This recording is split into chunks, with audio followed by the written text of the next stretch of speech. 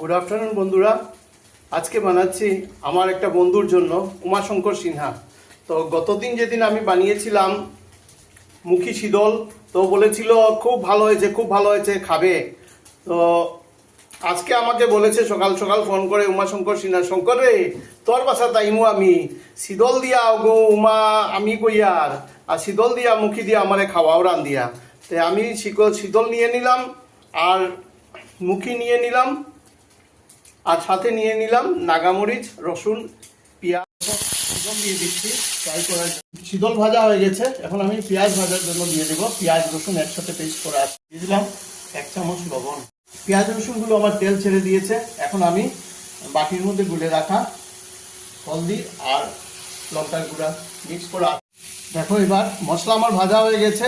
তো তার মধ্যে আমি ভেজে রাখা মুখিগুলো দিয়ে দিয়েছি। তো আমার বন্ধু উমাশঙ্কর সিনহার জন্য মুখী তরকারি বানানো প্রায় কমপ্লিট। এখন আমি ঝোল দিয়ে দেবো। এখন আন্দাজ মতো 2 বাটি জল দিয়ে দেবো।